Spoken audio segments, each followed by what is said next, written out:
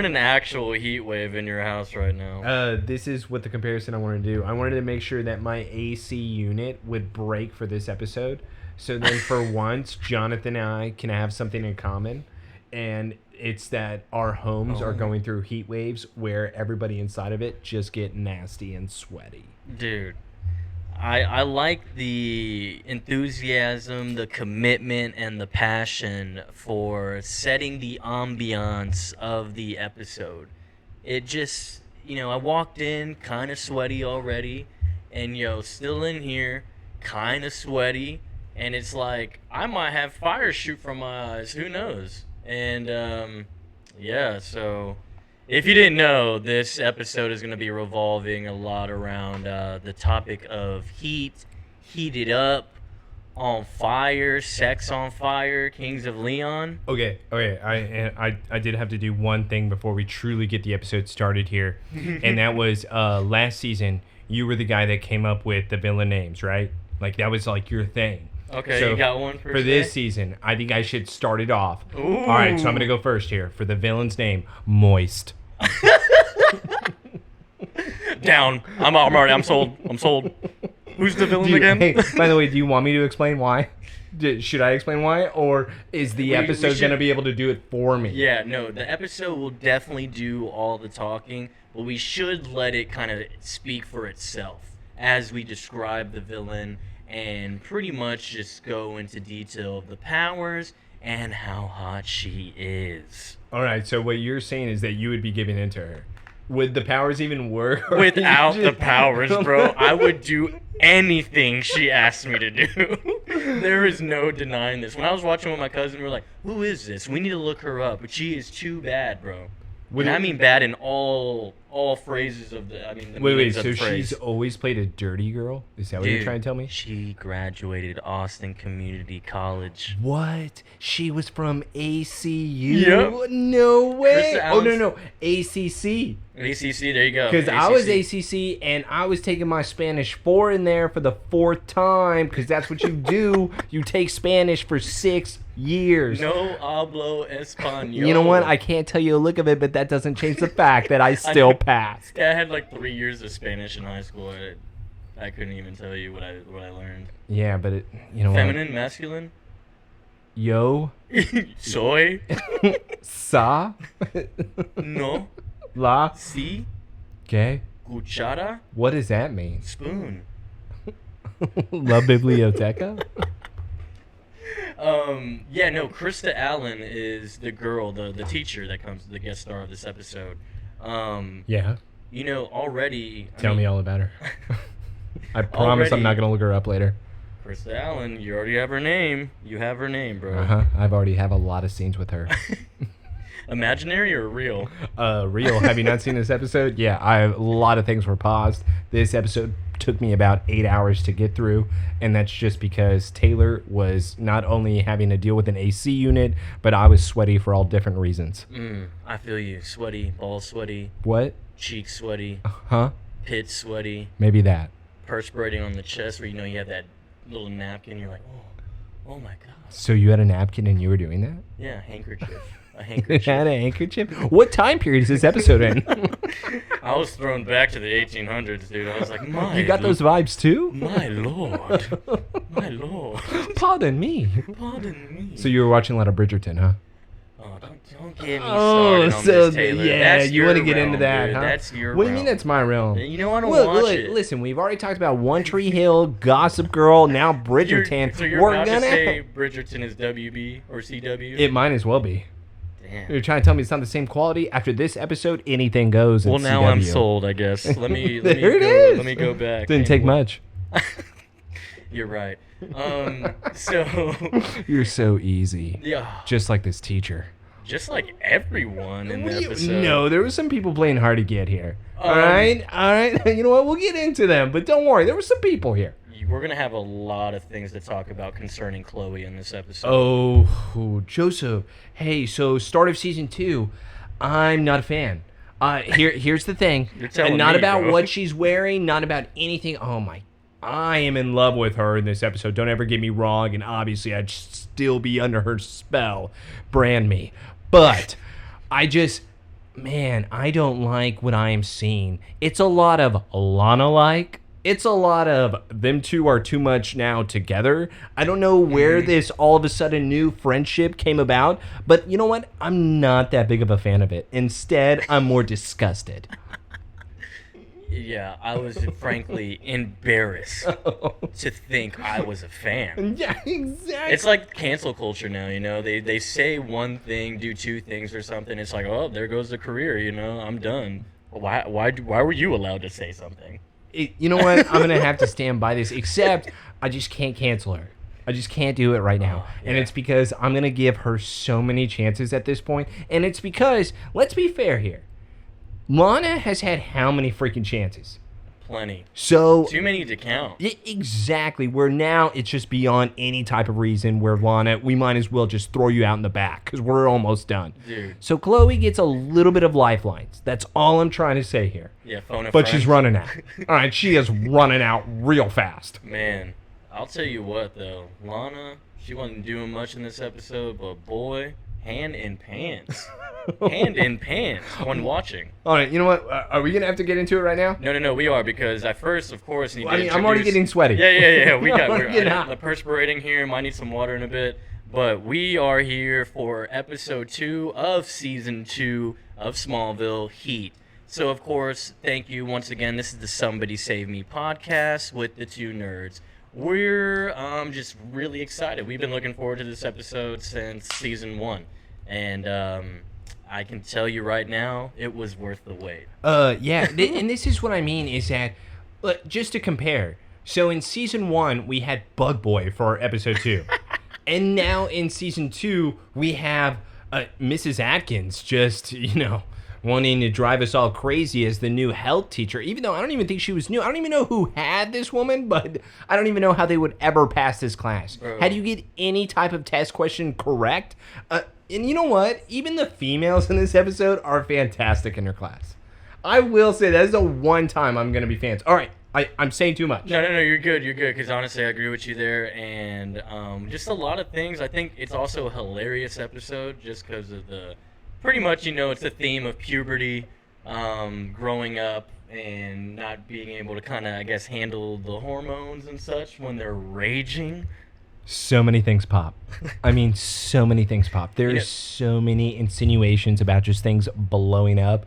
I really got uncomfortable even watching this. I'll throw a fun fact already for this episode. This actually, the heat vision, like how it was supposed to be the origin of his power in sex ed class, that was actually originally trying to be attempted for the pilot episode. Ooh. Yeah. I did. I think I did read a little bit of something about that. And you know what? Okay, so I love that. And they actually thought, didn't they think it was too soon? Yeah, exactly. No, they thought it was too soon, and they wanted just to maybe, test the season more so, but wait for more funding and get better special effects. All right, so let me ask you, do you agree with it? Oh yeah. No, I don't think I would have enjoyed it as much being very first episode. Because it's a great power to bring about in this stage in his life, because he is a sophomore. Like, this is when, like I said, puberty is hitting hard. Like, we're getting hair in funny places. Sweat. What? Yeah. Where are we getting that? Yeah, Clark, Chest. Yeah, chest. Ears. Pits, ears, nose, ass, Clark says that? taint. He definitely says that. All right, but you know what? I'm going to actually piggyback off of you right now. And that's because, obviously, when it comes to season 2, we're now being able to, come about of being able to introduce new powers. So, obviously, besides the pervertiness, we have to be able to get into when did the heat vision originate. So, going to the comics, it's apparently there's some dispute on what you could call the heat vision. But in Superman number 59 is where you can really see it happen. And it's because what's going on, to kind of give a little overview. You got a villain. Obviously, he sets a bomb somewhere. He's then hiding out from Superman. Superman's trying to search for him in Antarctica. He actually even makes friends with penguins. It is an adorable storyline. If you don't believe me, look it up right now. He makes friends with the penguins. He even has an egg hatch in his hands. I love the Golden Age stuff. But to get back into it, what he does is that when he's looking out for this villain, he sees that through an iceberg, he is not able to see through it. And it's because that's where the villain's hideout happens to be lead. So what he has to do, according to this comic book, is that he has to increase his X-ray vision all of the way, which him increasing his X-ray vision to its max, he says, then causes that iceberg to be able to melt, and that is what the origination of the heat vision comes from. Holy shit. Superman number 59 is that issue. Just look it up. The Penguin stuff is adorable. Amazing. I love that. I never even heard of that. Yeah, Ever. of course. Again, we have to be able to get into this now. And that's pretty logical too, because it's going into the infrared, light spectrum of just everyday life in the Earth, and it makes sense because X-rays are a form of ultraviolet rays. So, and what's even cool about what you were saying earlier, which is why I say I want to piggyback, is that they even thought in the show that it would be too early. So you thought that you'd be able to introduce the heat vision without introducing the X-ray. Yeah. But they went the X-ray first, now we're being able to get into the heat. So just kind of a little I feel like hand in hand. And it's technically more so a year apart already. Yeah. That he's developing the powers. Exactly. And, we didn't get, super strength or super speed as an origin. That was just kind of thrown in there. But with the X-ray origin was great, and then with this one was phenomenal. I think it was a great way to introduce them. So they have a good streak going. Well, you thought going through, hormones and sex ed, you thought that was the best way to be able to introduce? Flaming up Lana so early. All right, yeah. We need to get into this episode. Yeah, we do. I'm moist. And then, of course, first we got to go to it.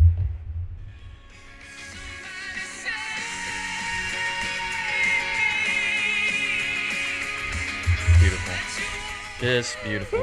Okay. Beautiful. You know what? Do you want to get into this already, or do you want me to start with this crap? Oh my god. You know what? Let me start. Let me start with this. Angry. I'm gonna have to start with this very beginning here. I'm already angry. So it opens with Clark being videotaped by Lana of him having to give some type of, I don't know, hey, what's going on, Whitney type of video thing. And you know what?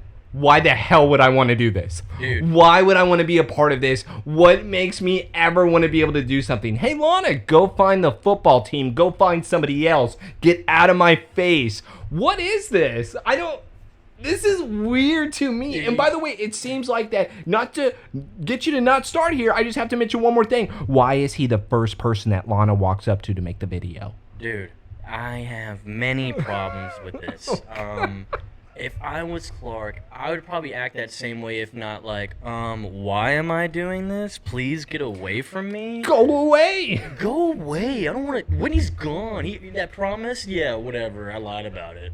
Yeah, whatever. I'm just going to be able to avoid it. And you know what? What makes the scene even better for me is the fact of Pete, the man himself. He makes a face when Lana mentions what it is for. Yeah. Which is funny. And because clearly not everyone likes Whitney. Who cares? Well, no. Pete actually says, Joseph, this is how it's done. Why don't you let the pros do it here? Oh, my God. Oh, hey, Whitney, I just want to let you know this is the first week of the school, which, by the way, we have to pause real quick here because we have to mention, Joseph. We have clarification. Boom. There has been a time jump. It has been 3 months since the premiere of Season 2. So that means we are now sophomores. And they acknowledge it for the first time that this is the start of the school year. So we have to be able to keep up with this same timeline that they are setting for us. So with last year being 14 years old, they were all driving. They were all past curfew. They were all being arrested. They were all 14 years old. That's what I'm supposed to believe with every single thing, correct? Oh, and also Whitney was dating a 14-year-old and in 14-year-old classes. No wonder nobody wanted to pick him up for a scholarship. See, there's a lot of holes now. There's a lot of things, a lot of confirmed. They should have thought hard about this stuff. Simple things like this just make the whole thing unravel, dude. So you're saying that Smallville never can be considered a great show now? Yeah, they... No, I'm just kidding. I love Smallville. It's honestly one of the greatest... I accept the holes. Give me all holes. It's one of the greatest shows of all time, okay? It is the greatest show of all time. And so, yeah. So Pete basically just goes and does his own thing. Hope we come home soon. The football team is toast without Foreman on the offense, and makes Lana all giggly. That was so perfect, Pete. Oh, thank you. Play. Oh my God. And then Pete, I'm sorry, Kristen. I'm sorry. what I love, though, is that Pete even walks away and he just slaps Clark on the back. Hey, yeah, next time try not to choke. Yeah. What the hell is going on? He literally pat his back and said, yeah, Clark, there you go, pussy. Okay, that's not... I'm pretty sure that's not what he said. Instead, what I was hoping Pete would say is, I got to go see Erica Fox, but I think Erica Fox no longer goes to this school. I think I'm no longer going to be able to see her again. They must have had a bad night, or she was just trying to get away from Pete, dude. So you're saying that her night was both could be. Her night was so terrible with Pete because it wasn't the tornadoes. It wasn't the 3 cyclones that were attacking Smallville. It was Pete. Smallville? You mean one person? What do you? The 3 cyclones were attacking one person. No, it wasn't. Did you see how many people were in the Talon the next day? There was at least 50 people. Were you here last week? You know, it's crazy. It was a danger zone. It was crazy to have those tornadoes as the theme of last episode, and we had some recent tornadoes, like out in Dallas and such. Oh, yeah? Yeah, I'm not even kidding. Was there a lot of people that died that way? I don't know about death, but they got their houses blown away. Oh, yeah? So did somebody fly up in a red truck and then somebody just jump inside of that cyclone and then say, I'm going to save you? And did they call that other person then a crazy person whenever they said, hey, I remember you jumping on me? And they said, no, I didn't. I'm almost positive that actually I found you on the ground. You were knocked out. Oh, by the way, hey, where's my ship? Who cares about that? Yeah. I don't need to get back anytime soon. Yeah, I don't need my ship anymore that just so happens to be gone. Hey, guess what we forgot about the ship? To get back to Lana here, I hate how she even says, oh, Clark, you want to try take 2? And I'm like, dude, shut up. Okay. Get away from me. I don't want to do this. Why would she think that he would want to do it? Because, bro, I hate Whitney. Like, if I was Clark, I would hate Whitney.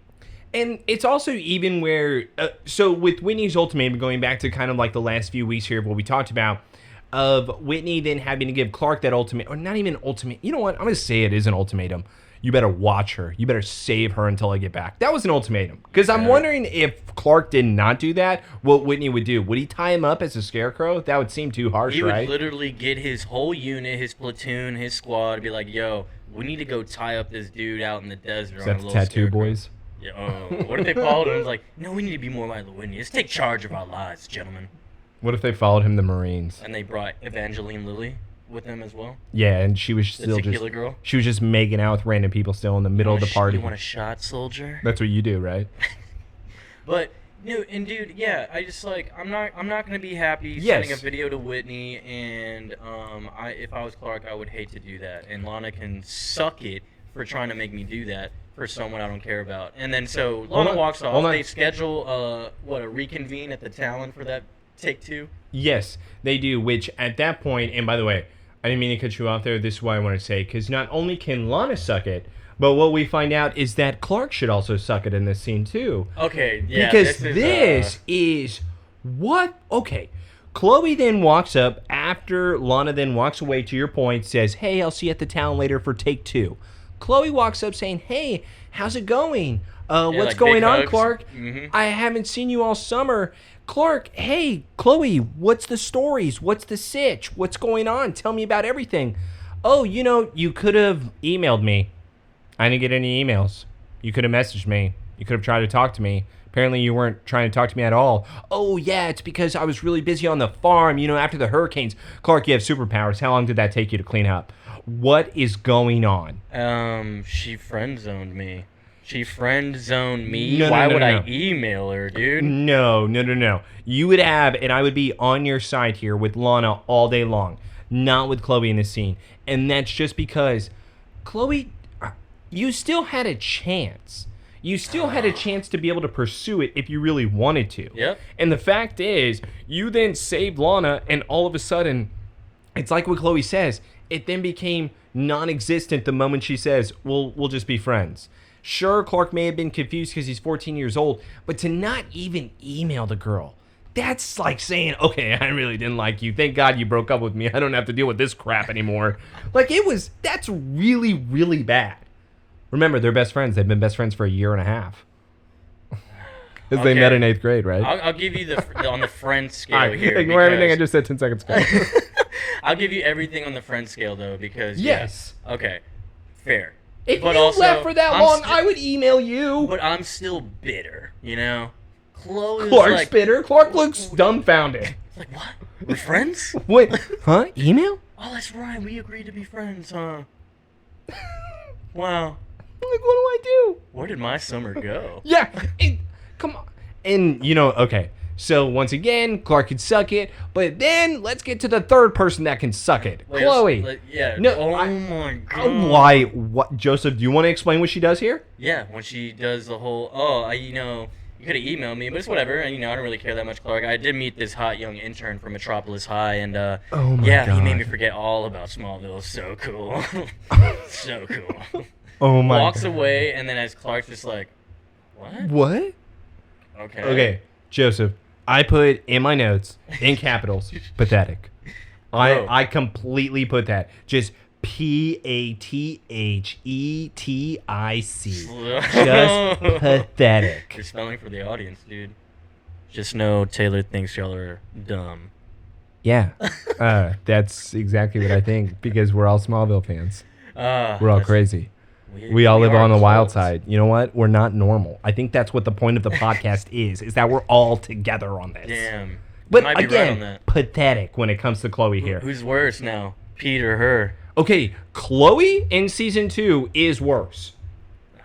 That's what I'm saying. Well, what was Pete's pathetic? It was like, oh man, was it the article? It was the article when I said that, right? Yeah. You called him pathetic whenever he wrote the article again, and it was about like the limit. Even though, listen, if you're gonna allow me to be able to redo the same story, I'm gonna turn in the same story for the next week, and it's gonna be passable. And you know what? Maybe that story was so inspirational they just wanted to rerun it. So I'm gonna give Pete some type of benefit of the doubt. I'm making up so much bullshit on his behalf, but at least I can reason with myself. Versus right now, Chloe making up that guy of, hey, guess what? I was there for 3 months with this person. We were just hanging out. Clark, I wasn't thinking about you. Haha, I'm cute. No, you look sad. Very. And that, you know what I hate? She just walks up the stairs and she looks back like, yo, is he bothered by this? Exactly. What is this? Women haven't changed, man. You see that, it's just like, wow. Whoa. Talk about bitter, huh? All right, so I'll put it this way on how different my wife is. She would be flipping me off at the stairs. She would just straight up. Turn around, it's like, oh, you're not reacting? And also, when it comes to the non-emailing thing, she would be emailing me being like, why haven't you emailed me, bitch? Like, she would immediately be sending me that. But that's what I said. And by the way, that ties into what I felt Chloe was so attractive last season. She was the take charge woman. In this season, I'm getting Lana vibes. Yeah, she's it's doing Lana vibes, she's dude. doing what Lex did when the tattoo boys were telling them to turn around. Yeah. Bent over, dude. So after Chloe did her little fit, we get to the kickoff of the episode now. We are going to, what is it, biology class or something? Or, I don't know what class. Health class. I think he may be saying it's biology. Oh, he does say it is biology. Teacher, however, health and human development. Okay. Good, perfect pause. Do you like this? You like this? I'm sorry. Again, this episode took me about 8 hours, and Joseph will be able to explain to you the pause here. All right, but dude. I did want to say this. This would be a health class. I'm surprised he didn't go that. Instead, this is supposed to be biology with teaching sex ed. This was a little bit interesting for me. This was complete health class. Oh, yeah. Yeah. And Pete then decides to make some comments being like, oh, so my brother had it for the first week. Apparently on the first day, we're having to take sex ed. We're having to watch a sex ed video. Clark then smiles. New health teacher or new biology teacher walks in. Yeah. And Joseph, can you please explain to the audience, because I'm overheated right now. Hey, dude, yeah, cool off for a second. I paused it too good here. Yeah, freeze right on the cusp of the cheek.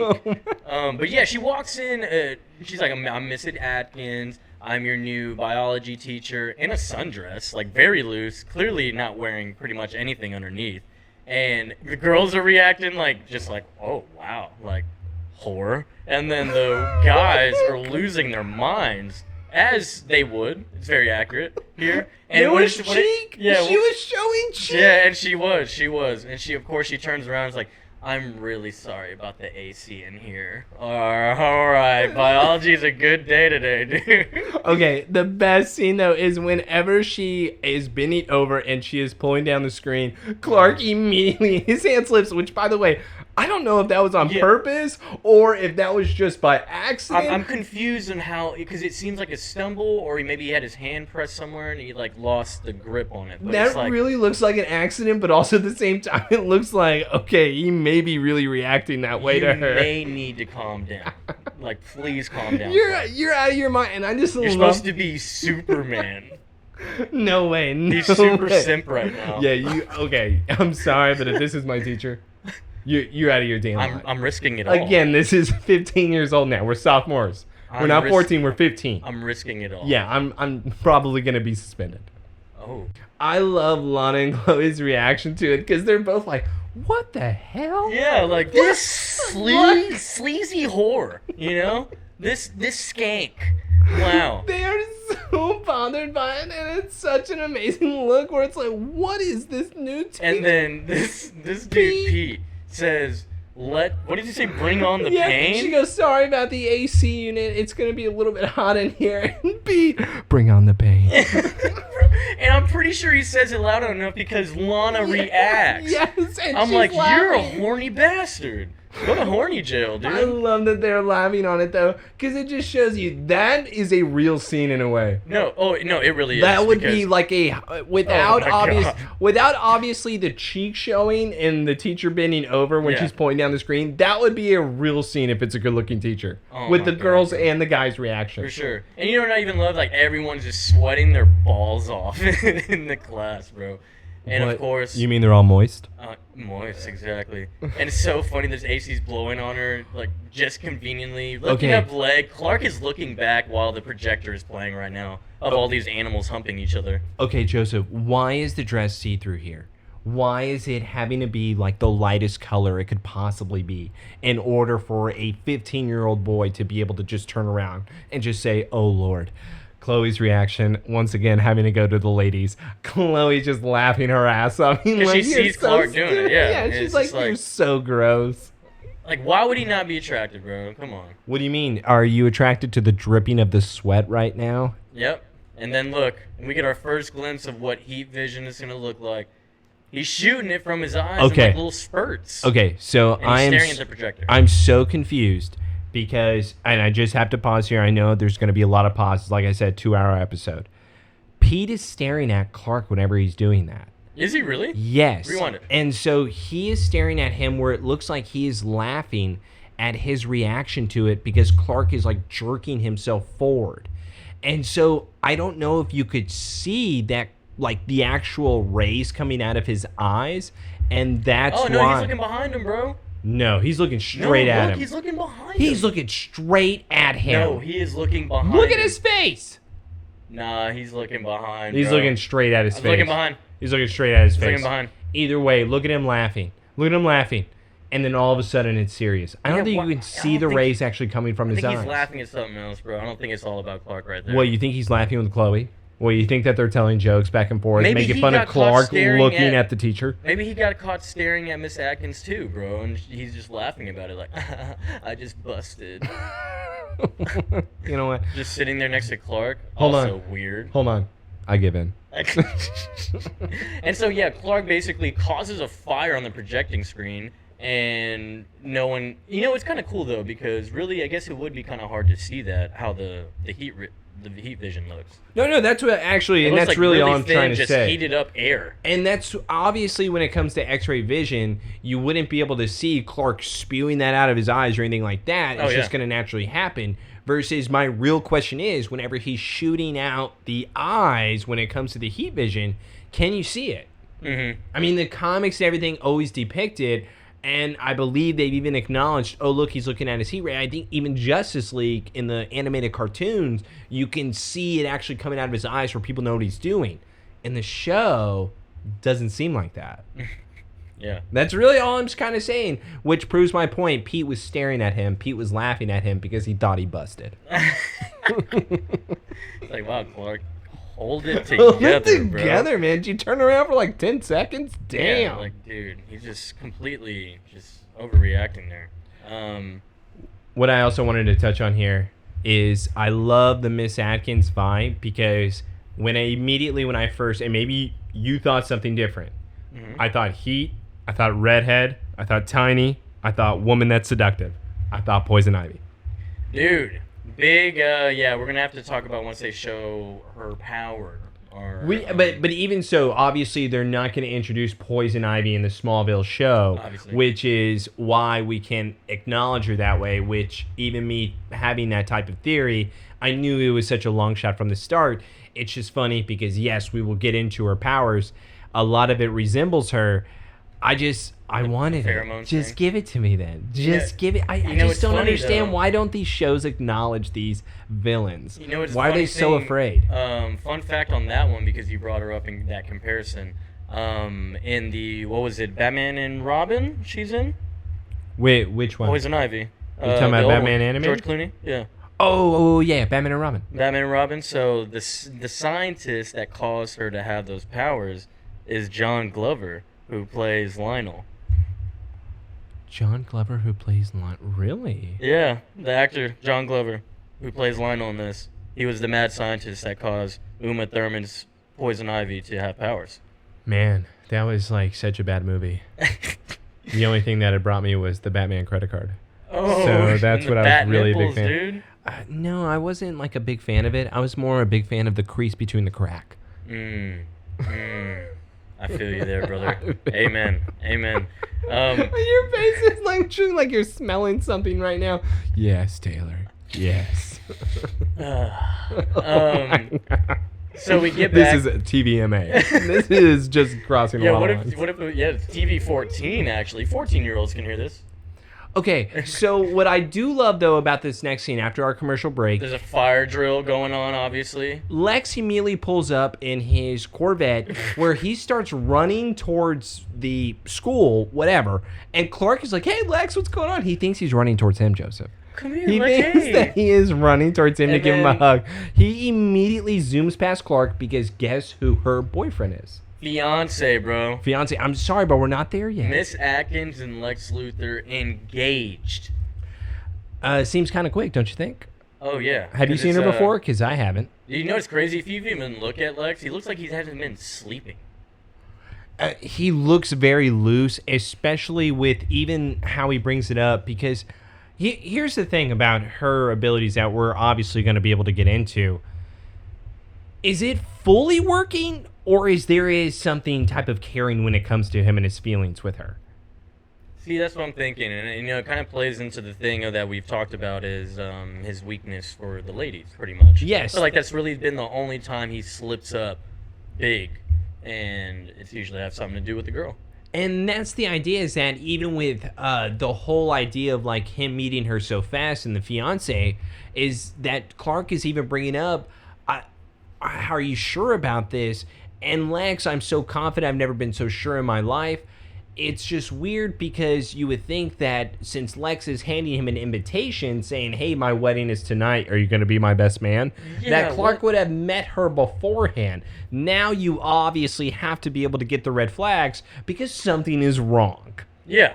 He's like, he's not even really that excited. Clark here in this. Well, he's so confused. He's like, what best the hell? Man? Huh? Me? Fiance? Who? I'm 15. But I'll do it. Would he be 15 now? Yeah, he's 15 years old. I know he has a birthday episode. Do I have to give a speech? You know how I am presenting things out loud. Can't believe he pulled up. I can't do a public speech. I had to read in front of Lana, and it didn't work out so well. So you know how I am. Public speaking, not my best. Dude, and we see a prenuptial agreement once we leave the school and we go to the mansion. So after our scene, yes, because Lex's father would never allow him to be able to get married without that type of agreement. Yep. Which at this point, I'm actually believing in their relationship. Because she even says, fine, I'll sign it. I immediately am like, okay, well, maybe this is a real person. Maybe they do have a real relationship. Because unless she was only with him to get his money, they must be in love. But then, all of a sudden, what does she say, Joseph? But it's gonna cost you a kiss. What does that remind you of, may I ask? Poison ivy, dude. What is going on? Is this poison ivy or not? And we get the glimpse now. We get the glimpse of her powers. It is obviously some type of pheromonal lure, attraction. Because they do some raunchy God, there is kissing some here. raunchy wet kiss, and you have the pink going into the mouth of Lex Luthor. It looks, and that's what I wanted to bring up. This is exactly like the Uma Thurman with the Batman and Robin. Was it Batman or Batman Forever? Pretty sure it's Batman and Robin. You could be right here. I could be wrong. It's such a terrible movie. I never want to see it again. But it's the exact same type of special effects, meaning Smallville stole it from it. True. That's very true. You already know how we feel about this. Which is why they should have just hired Uma Thurman to be able to come on to the Smallville show, and she just should have played her role. So then the universes could have been connected. Dude. You know how crazy it would have been? I mean, they already connected them, bro. Technically. Let's connect them even more. And so it obviously works, and she tells Lex, well, I wouldn't want to sign this prenup on our wedding day. Why would I do that? And he's like, oh, yeah, we're never going to sign this. You know what I have, though, next?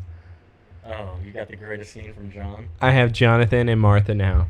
I have Jonathan and Martha sitting in their kitchen because Jonathan now is coming inside after a long day of work. Obviously, he has done nothing. He just walked around the farm a bit. And he is sweating probably only because he's been doing outside for about an hour. Came inside, he needed some lemonade or a beer to be able to watch the Sharks game because we all know that's what he likes doing. Yeah. Martha is inside. She has the fan straight on her. She also has a newspaper rolled up, just swinging away at her face in order to be able to feel that air. Because guess what they don't seem to have inside of the Kent home?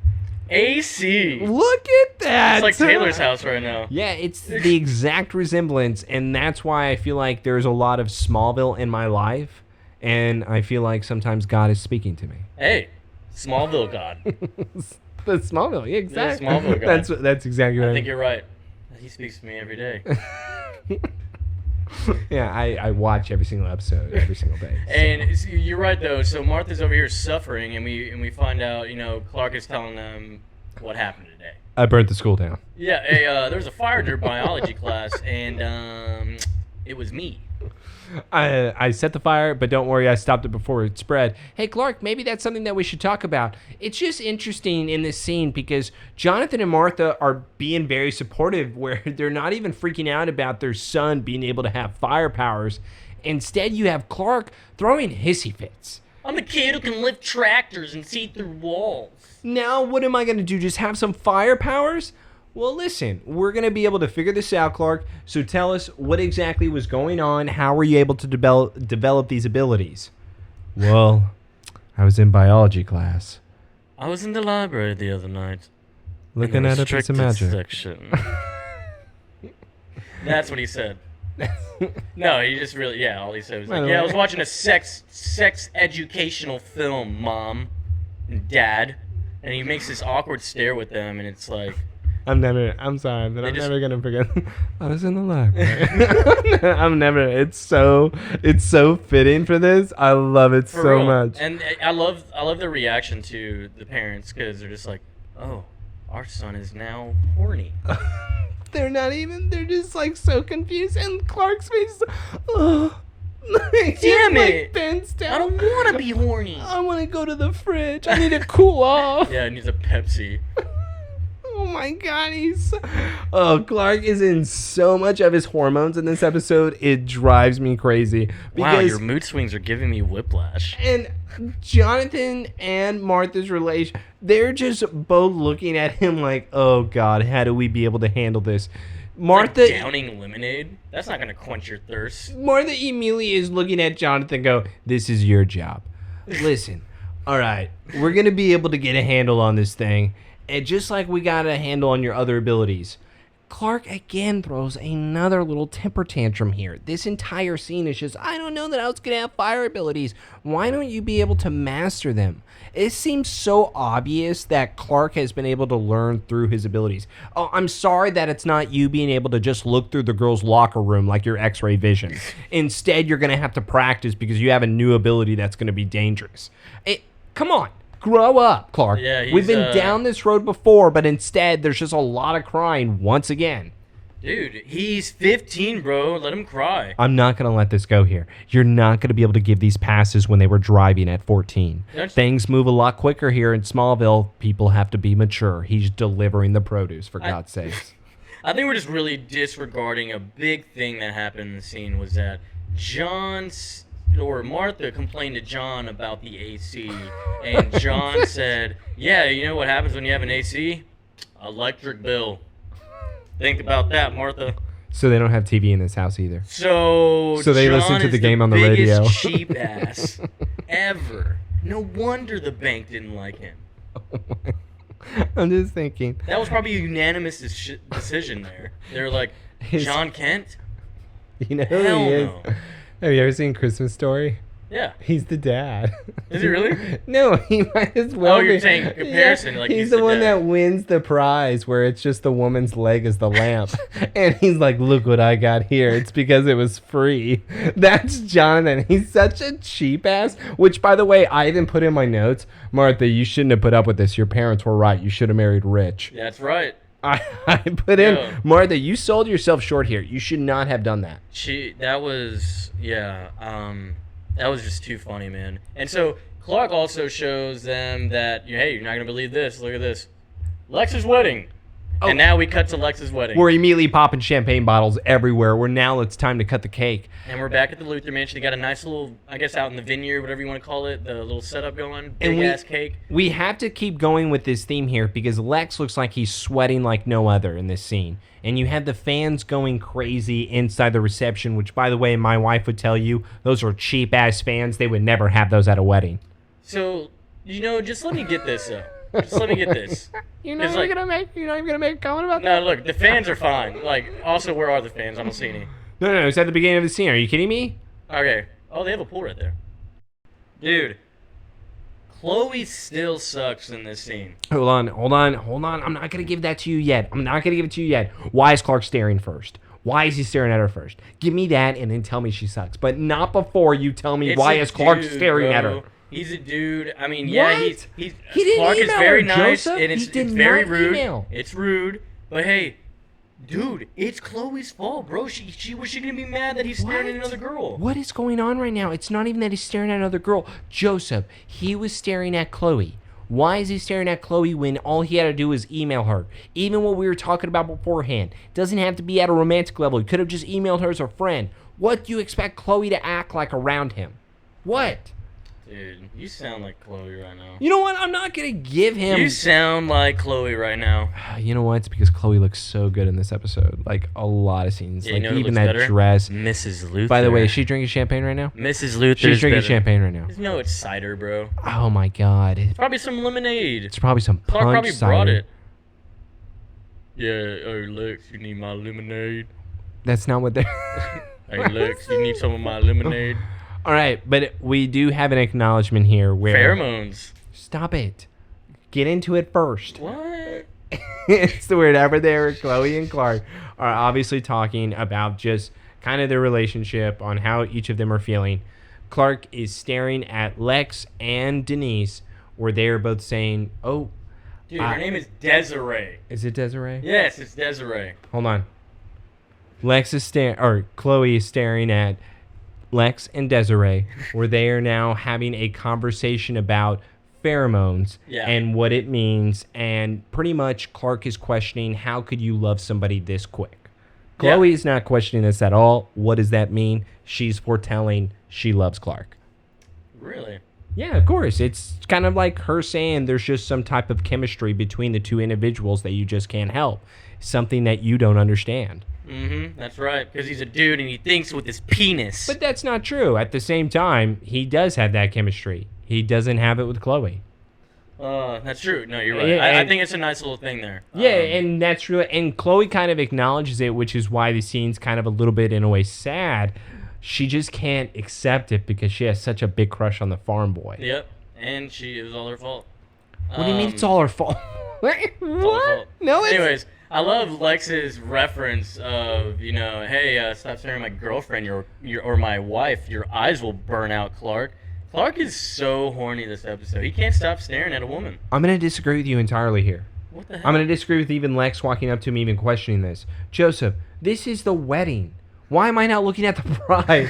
Why am I not looking at the photos that are you taken? pervert! Stop looking at the bride, dude! Like, what is going on here? What is this? Some type of ceremony where... Don't you dare look at her. What if Lex was, like, marching up to him like he did in Social Network? By the way, she Eduardo? Clark! Okay, that would have been amazing. He's plugged in right now. He's plugged in? He's like, huh? How much did they dilute your shares? You're staring at my wife. Your eyes will burn out, Clark. Why don't you watch yourself? Again, I'm staring at the bride who has 10 cameras on her okay, right now. I won't Come lie. on, You this made is a the solid one point. You made a solid time point. where it's like, yeah, I'm looking at her. Okay, you made a solid point. She dude. looks beautiful. You want to beat me or something? She's the bride. Get the kryptonite belt. Hey, I was also looking at you too, weirdo, because you're the groom. Yeah. So okay. you just want me to stare at you, Lex? Sounds kind of conceited. That's Lex. That's Lex. Of course, Clark drinking that Kool-Aid, and Lex and Clark are just kind of going back and forth in the whole. Shooting like, that this spiked seems, punch. Yeah, this seems very quick, Lex. I'm a little shocked, and then Lex says, "Yeah, she actually, when she met me, she said she'd come to save me. Somebody save me, bro. Wow. It's almost like that. There's a show called "Somebody Save Me" out there. Be a good name. Hey, you know what's also a good band? Remy Zero. Love them. Okay. All right, so at the wedding too, we got Lana as well. I'm not. That means Nell was invited, right? Where's Nell? She's in the back. Was she invited? Or she was invited and didn't come? I'll put it this way: she was invited to the bachelor party. That's why she's not here today. Bro. Nell ain't there, bro. She ain't trying to see her man's married with someone else. Exactly. Instead, she's going to send her niece, who decides to start feeling herself up during the wedding. There is no piece of ice on her. What is going on with Lana? Do you have a dry towel? Clark immediately is turning to Lana. Lana's just feeling up her chest, just rubbing it. Can this microphone pick up me just rubbing my chest? Because that's sure what I'm doing right now. That's what Lana was doing for the entire time that Clark is staring at her. Joseph, is that what you do whenever you're sitting there at a table full of randoms?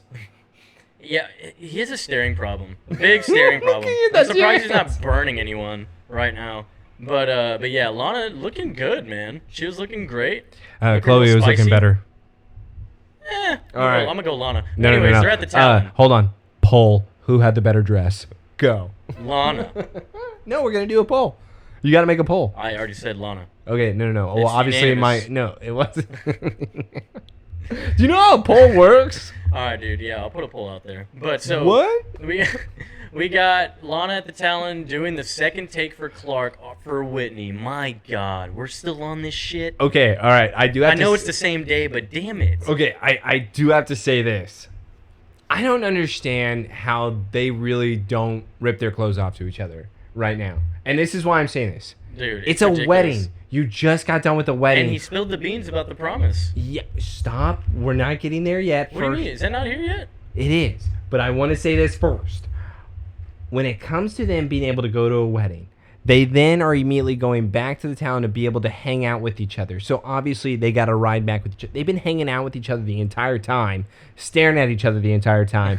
How are they not ripping each other's clothes off whenever they're alone with each other after a wedding? Isn't that what Wedding Crashers taught us? Yeah. Funerals are the same thing. Yeah. Crazy horny. That's what I figured it would be the same thing, but not with Lana and Clark. Instead, hey, let's do Whitney take 2. Oh, dude. Yeah, they're dying in here underneath, man. Now, let's get into what you were saying. Oh, my God. So Clark mentioned the promise that Whitney had asked him to keep. And then Lana had some weird reaction, totally just disregarded it by saying, "Oh, I'm going to make some iced coffee. You want any?" And now he asks her, "Oh, what about your message to Whitney?" And she hasn't finished it. She doesn't know what to say to this man. And you know why? Because she just wants to break up with him. So I have such a big problem with Clark spilling the beans here, where it's, for once, you're now going to tell her something? After all of season 1, where you didn't say a damn word about so many different things, kept so many different secrets while he was around, even not even telling her when people were doing bad things to you, like tying you up as a scarecrow, crap like that. You were all keeping your mouth shut. But when Whitney says, hey, I want you to look after her, now all of a sudden you're just going to spill that crap out like it's nothing. This is the moment that you're choosing. I'm just so confused with Clark in this scene where it just makes me mad because of all of the times before of you wasting my freaking time. Yeah, I wholeheartedly agree. Clark sucks. That's not, no. Okay, but yes. Yeah. He really does. Just for that, yeah. You just completely were like, hey, he told me to watch out for you. Nothing but, like, not a big deal. Hey, go make yourself a nice coffee. Yeah, hey, make me one too while you're at it. Hey, is that a new machine? It better be new. So I do have to look out for me, don't I? Well, he is asking her to your other point. How do you feel about Whitney? She is saying, well, you know what? I don't know how I feel. You know, the long distance thing, we're sending emails back and forth. It's been rough for him. You know, the first bit of training, and now he's being shipped out. He just needs to have somebody. Okay, I also have now another problem. Whitney chose all of this. Whitney said, this is what my dad did. This is what my dad did for medals. This is what I wanted to do. Whitney, was anybody joining the Marines with you and now all of a sudden they're not there? I'm so confused by all of a sudden you need somebody there with you. What did you think would happen? He's crying himself to sleep every night. You know what would have been probably a smarter idea is that if you did a community college for about a year and then you decided to transfer, and if you were that good at football, you probably would have been able to walk on as the starting quarterback, and then you probably would have been the best thing ever and probably would have made a lot of money and then not died in the Army. Oh my God. Yeah, I mean, Whitney's grade A stupid. Grade A stupid. Stupid boy. But, yeah, I mean, it's like, why are you crying? You made your bed. Now lie in it, buddy. Well, come on, man. When it comes to Whitney, I just feel like we need him to just officially... Okay, let me actually say this. Who are you blaming more, Whitney or Lana? For what? For their whole relationship of them still, of us having to deal with it. At this point, I think Lana is more at fault because how many times is this where she says, I can't describe how I feel because all I want to do is break up with his ass? Yeah. How many times? Is this 3? Yeah. So it was the first time where it was before his dad got sick. And his dad got sick. His dad died. And then now he left. Mm-hmm. So yeah, it's 3 or 4 times. This is pathetic. Yeah, she sucks. So we've been through this, bro. It's okay. So who's more pathetic than Chloe or Lana? Dude, Pete. Yeah, he's still... I need to see Erica Fox. So how we again. feel about the hair? What do you mean about the hair? For Lana's hair. See, I'm such Real loose, kind of puffy. Listen, I'm such a different guy whenever it comes to those things. All right, I mean... You'd rather her have a buzz cut?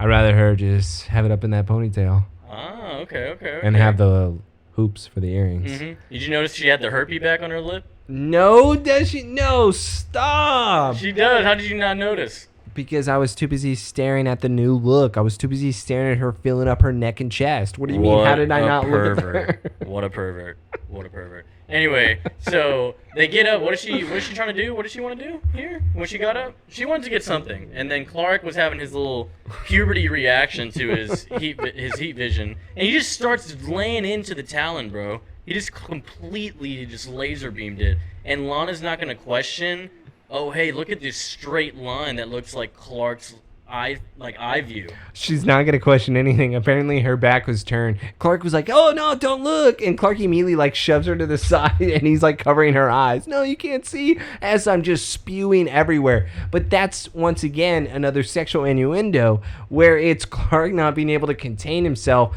The moment that Lana's like, oh, you know what? I'm going to go over here real quick. Clark just immediately starts thinking dirty things to where, oh, I'm going to blow. Starts blowing everywhere to where, guess who has to get a new coffee machine? Yeah. Lex is not going to be too happy about that. And this is also probably my favorite scene in the entire episode. This scene right here? Because we now cut to it where Clark is sitting in the barn by himself. Jonathan opens the door where the sunlight goes, Dad, you're Oh, burning no. me. Oh, I'm a vampire. Oh, no, I can't look. It's like, Oh. no, Dad, you're not supposed to see me in here. Oh, no. Dad, I'm so depressed right now. Don't you know? I needed to have some type of, like, Wings of a Butterfly song coming in on the background music. I needed some emo stuff going on in the scene as he's just burning from the sun. Dude, nah, bro. Like, nah. Like, I just, like, I love this because Clark is literally freaking out because he's so damn horny and he can't help it. It's crazy. If you really think about it, just deep down. And then, of course, John is realizing slowly but surely, damn, I'm gonna have to put this thing in, I'm gonna have to tame the beast, you know? Oh my God. He's like, son, go out in that field and you tame that beast, boy. So that's what he says. You're saying that he just says, we're going to have to tame that beast together. Because he tells him, like, look, we know the on switch. We just got to learn on the off switch. I just love it. So let's figure it out together. And then Clark just slams down his sex doll in the middle of the yard. And John takes off his belt. Oh my God. He says this is going to be great. All right. Rule number 1, always practice away from the barn. And you know what? I also think this is really weird. Because obviously Jonathan should know by now that what the switch is in order to be able to start this fire is the sex ed video. So Jonathan then having his arm around his son saying, okay, Clark, shoot. Like, I would be so disturbed by this because, hey, Dad, why are you touching me?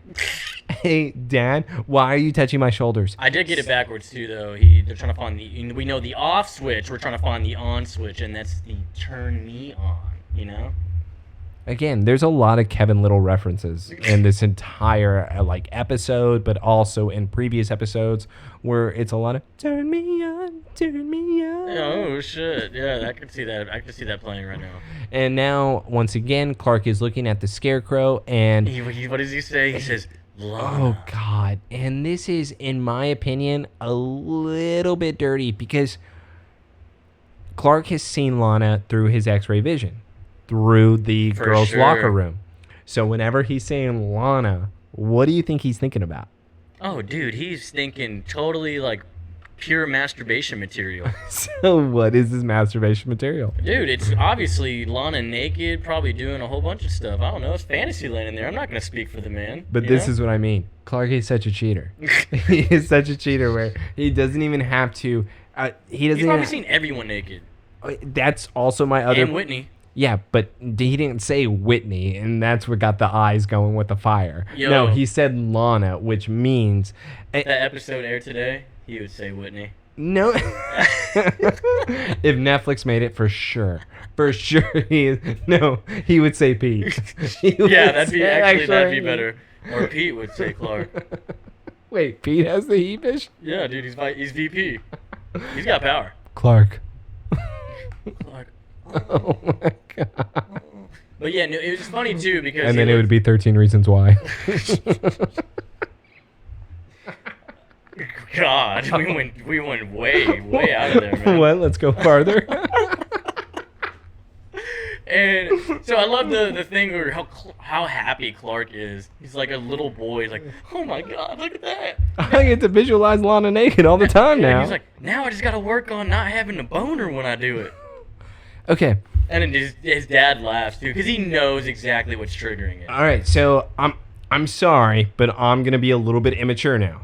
And again, I know this is gonna be a long episode here, but I'm gonna be immature.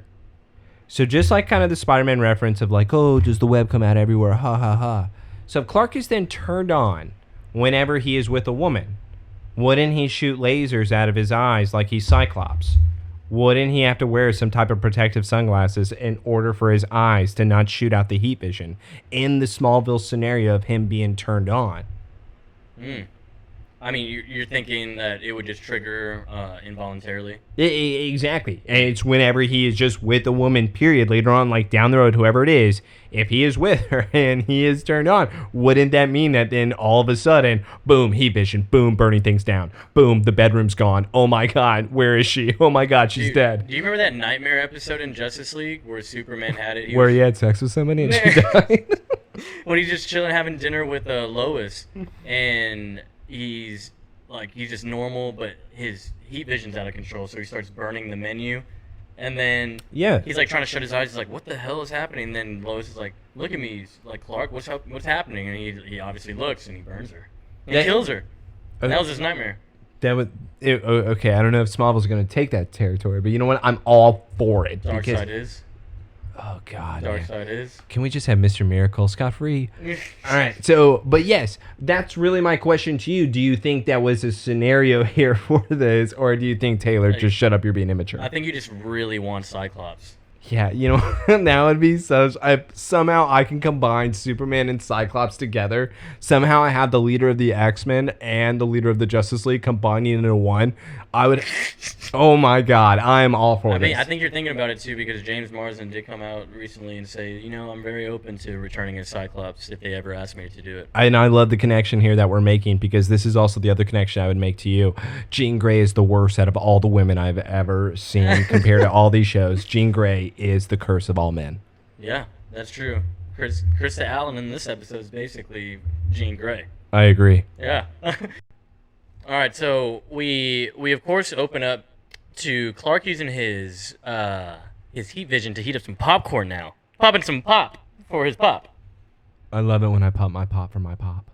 And specifically for sex. Yeah, he's like just thinking about, you know, I need to learn how to do this without thinking about sex. And right as sex happens, the popcorn bursts. And you know why that just happened? Because there's so many things that just immediately saying, turn me on, turn me on. But in a way, I'm a little disturbed, because he's supposed to be 15 years old. Why are things blowing up in front of him like it's supposed to be something sexy? Yeah. And dude, it's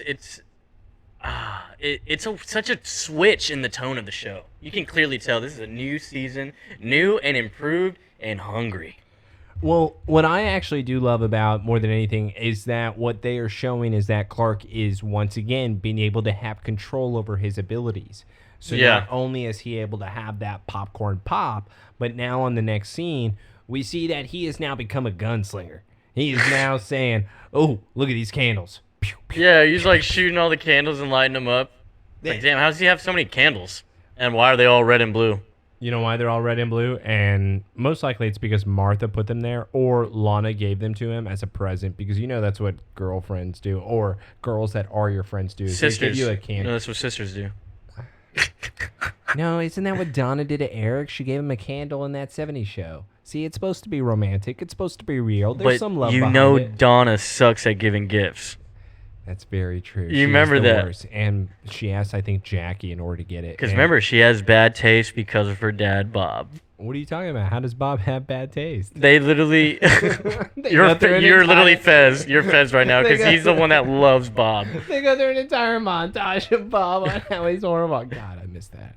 Oh, it's such a great show. Okay, so after we have the gunslinger Clark, though, we do have an uninvited guest, an unannounced guest. An unannounced pedophile. Okay, so you're... All right. Yeah. Hold on. No. So who walks in, Taylor? I'm not going to let this go. Guys, you're not going to be able to get away with this.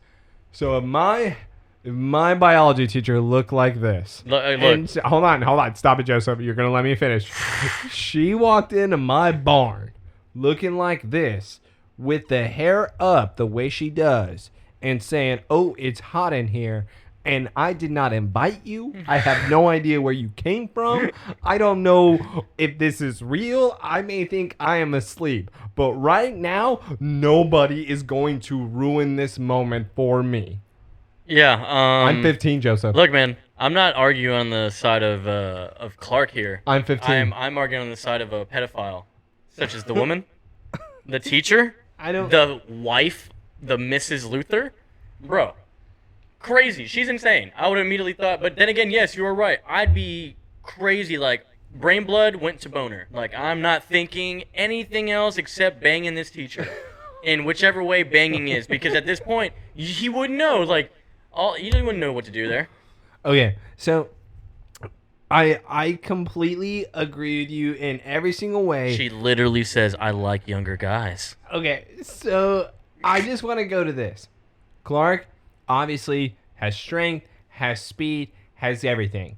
Mm-hmm. And this is where, if I'm Clark, I'm just giving in everything, which it seems like he is doing because she is backing him down. He immediately just trips over a desk. Oh, how did that get there? It's your barn. You knew there was a desk there. There's nothing that should ever surprise you inside of your own barn. No. Whoa, wait. Oh, that's the desk? He doesn't know the square footage, man. He is ready, okay? He is not thinking of anything. He is being a 15-year-old boy, and guess what? I am all for this scene, and you know what? The fact of the matter is, what we are about to find out is that with her being this close to Clark, you would think, obviously, there'd be some type of seduction. There'd be some type of way that she is able to then persuade him or use her ability. But what do we see? She tries to use her powers. And what happens? It doesn't work. Which means he could have taken her. It means that he could have been able to just have her.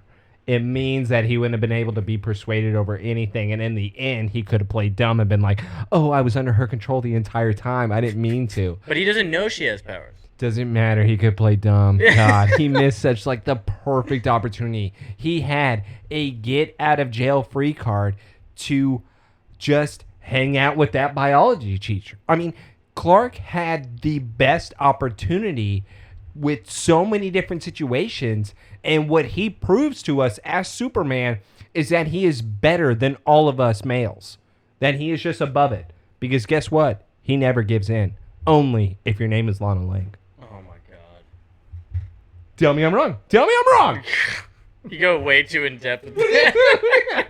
It's full circle, baby. It's full circle with this. Yeah, anyways, I hate the dumb excuse she comes up with. Like, oh, I don't know what came over me. Wow. Don't tell Lex. And leaves. That'll immediately work too. Oh, please don't tell my husband that you're best friends with. Oh my God, you were a best man. I don't know what came. What were you even doing here? Yeah, unannounced whore. What were you even doing? Like, what am I supposed to believe right now? Is this a dream? She should have like done something, like maybe said you're dreaming and then ran out. That probably would have been a better excuse than what she did. Right. Oh, for sure. She probably should have acted drunk. I don't even know that because like what is she gonna do? She is a teacher. I guess she could find out where he lives. I don't know. How does she even know where he lives?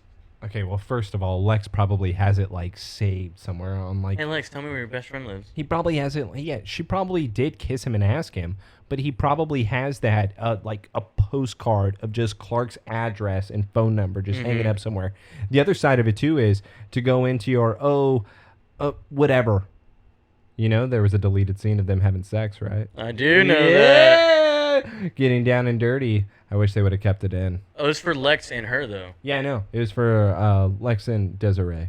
Look, it even shows it. They go to the torch after that scene, and her name is Desiree Atkins, but her real name is Allison Sanders. She is a fake person. Okay, I don't understand this. What do you mean? What is the significance of this? Why in the world does it matter, like, that she...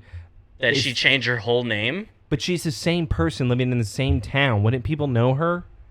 This is a small town. This shows how dumb the town is.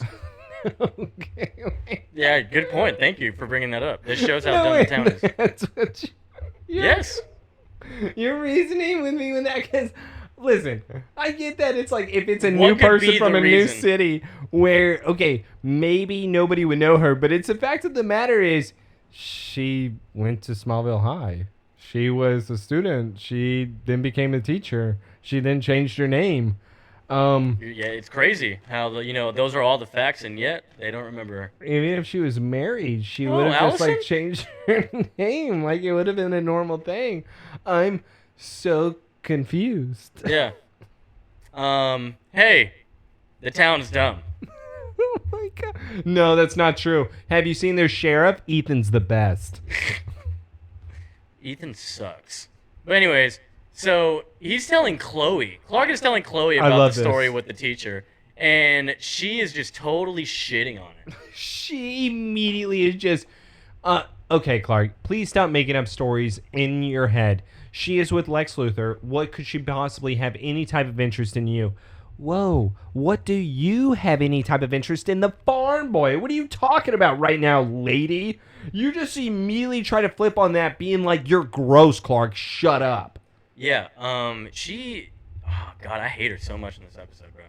Well, She just really pisses me off. And even Clark is like, listen, Chloe, she just came in and she was saying, I wanted to be with you. You're the only thing that's standing in between, or the only thing that's standing in between you and I being together is Lex, which kind of hints at, so she is wanting, in a way, Clark to be able to do something in order to be able to break that, I guess, person that is trying to keep them apart. So it's weird that she would come in randomly, say those things, unless she would be wanting Clark to hurt Lex. And I immediately put that in my notes that there was some type of connection between the two, because otherwise, why else would she be showing up there? It made no sense to me from the very start. There was no type of any type of recollection between the two, any type of notice, any type of conversation, any type of look. It was her just randomly showing up. So what would have been that reason? You got me. You got me. And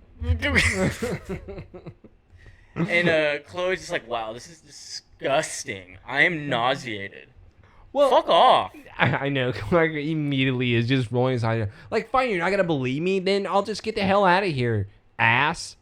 And you know what? Chloe immediately tries to make up for it, being like, well, what do you want me to say? There's just no reason why I could ever believe something like this. Clark, why don't you just keep digging? All right, fine. When there's usually fire or smoke, there's fire. Let me just keep looking at my computer because I'm able to solve every type of crime because I'm Velma. Classic. Lex expecting a visitor and playing some pool just so he can show off in front of them. I agree, except I also have an issue here. So it's supposed to be so hot in this town. Lex is supposed to be a little bit soaking wet here. But He's yet, glistening. What are you talking about? Exactly. He's moist. So you really want to call her moist? She's moist. But she's... What? She's moist.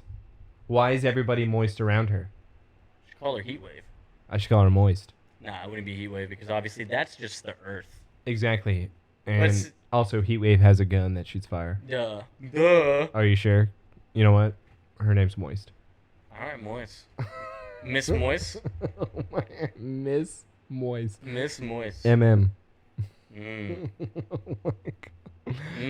Do you want to explain what's going on though between your man Lex and Clark here? Clark comes into the mansion and Lex is like, "Oh hey Clark, yeah, Desiree already told me everything." And he's like, "Yeah?" He's like, yeah, so you made a move on my wife?" "Huh? Clark, you made a move on my wife? You try to put your penis inside her?" Okay, all right. So it's really bad because Lex even then goes on being like, you know what? I never was able to trust anybody, Clark. But yet, in this town, I thought you were the one that I was going to be able to trust. But yet, you're the one that's now making a move on my wife. You're the one that's now trying to steal her from me. How could you do these things? Yeah. Okay. In what realm would Clark ever try this? And this is also my reasoning to Lex. Are you trying to tell me right now, Lex, man to man, he loves your wife more than he loves Lana? Yeah. You know. The pheromones are fucking with him, dude. No. I don't care because, like what I said, there is some type of like thought or something behind Lex where he is questioning the things that he's doing. So my question is, when it comes to that reaction, is he should immediately be able to say, "Oh, well, he's like obsessed with Lana. He like watches her make out with her boyfriend through a telescope. So he obviously is not going to be thinking about my wife." Dude, bro, I'm going to blame it on the pheromones, man. It's like, it's clearly affecting him. But also, I mean, the fact that Clark pointed out that she is a different person, she's not who she says she is, he still takes it, like, as, you know, like, what the hell, Desiree?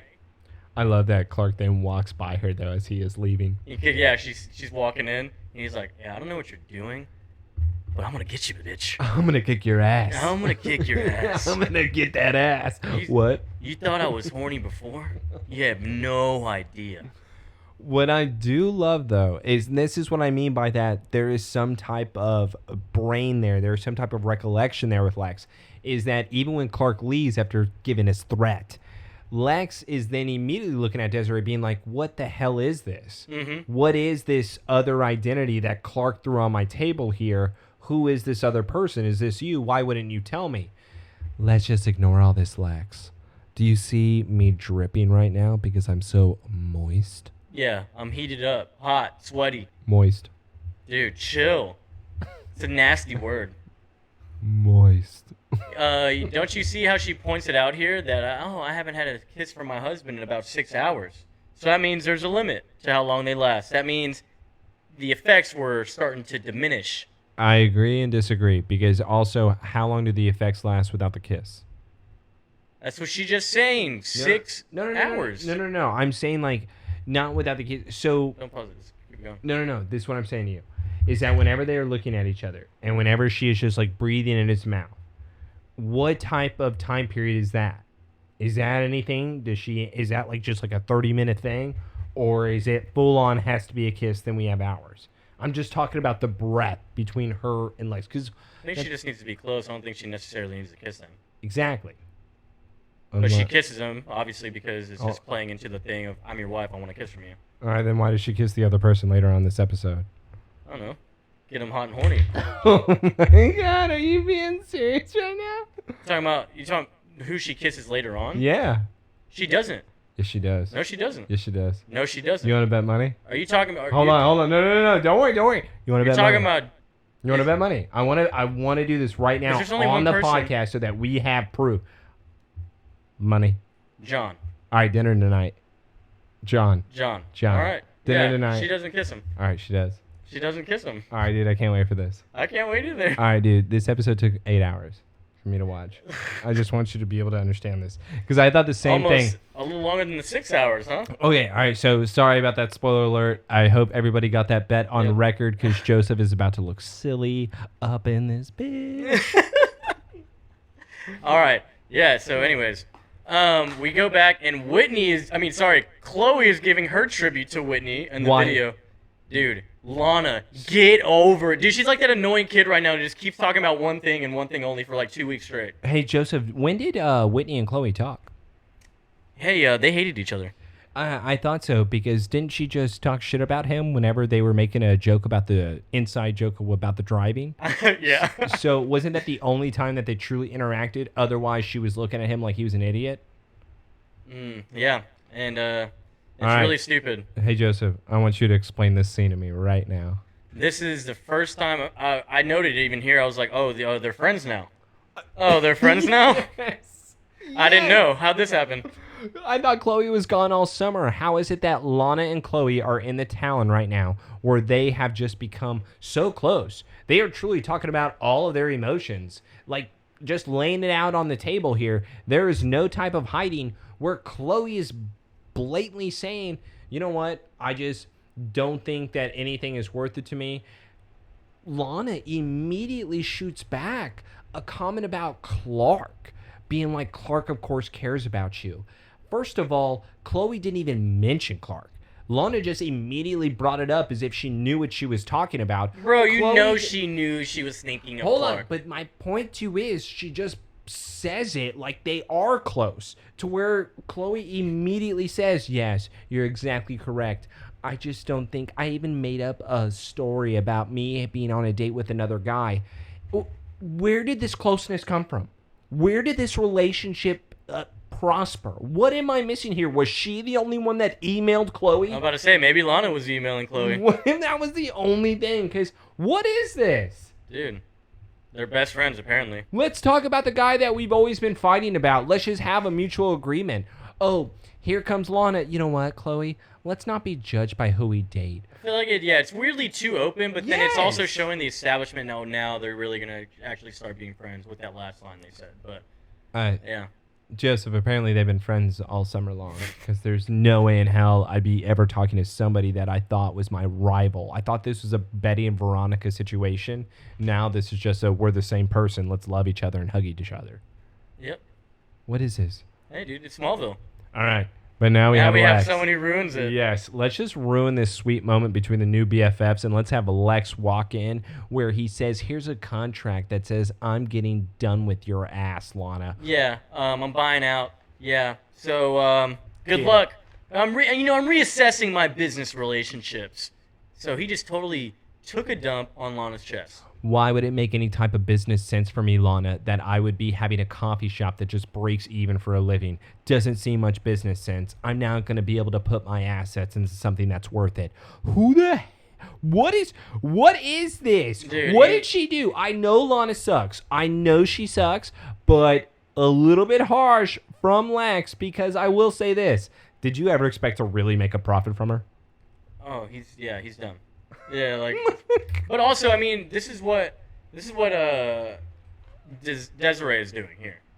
Well, yeah, no. Like, obviously. she's making him think, like, because even later on, we'll obviously see how I guess it works when it fades a bit. But, yeah, he also throws in her face about Clark being there after hours. And it's like, come on, Lex, at this point, they're, like, best friends. So why would that be an issue? Yeah, you know, it probably would have solved like the entire scene if Desiree and Lana just started kissing. Dude, honestly, you're not wrong. But let's get like Nicodemus Lana in here. Ooh, she's not ready, dude. I don't think Desiree would be ready, bro. What if she just stormed in and just sat in biology class for like a day? I'd probably watch that entire episode. The entire episode is just them sitting in the classroom, just having to watch that sex ed video. I'd watch it with them.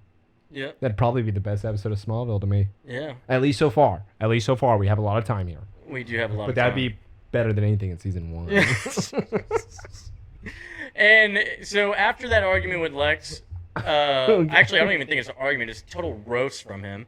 Lana's over here beating up her locker. Okay, no. She just kicks it silently, and Clark's like, what's going on? What's Hey, Lana, wrong? you're closing your locker room a little aggressive today. Yeah, did you... What happened? Yeah. Like, he immediately knows she kicked it, so now I know something happened. I can't believe she's a sophomore just talking about, like, everyone told me not to do business with Lex Luthor. It's just like, dude, you are 15 years old. Don't you have to go to theater right now? Yeah, like, go to health and development, bro. Develop some skills so Luthor can't shit on you. Don't you have home ec? Yeah. Don't you have English too? Oh, look, and of course, as Lana's walking away, Desiree's over here on the board looking at Clark. Oh, and what does Clark do? He approaches her. Okay, this is so inappropriate. He goes up to Desiree. She goes, hello, Clark. Lana looked a little upset. Listen, okay, if this is a teacher talking to a student, and when Clark is standing this close to her, like looking aggressive, and her looking that way, I'd be like, okay, what is going on? Yeah, that's a weird. Look at this. Look at this. He is circling her. He's prowling. I'm ready for you. Nice red dress. Lady in red. So now she is just completely threatening Clark, though. She is just saying, Clark, if you stand in my way and you don't leave Lex alone, then I'm just going to take you apart person by person. Even your parents. I'm going to go after your family.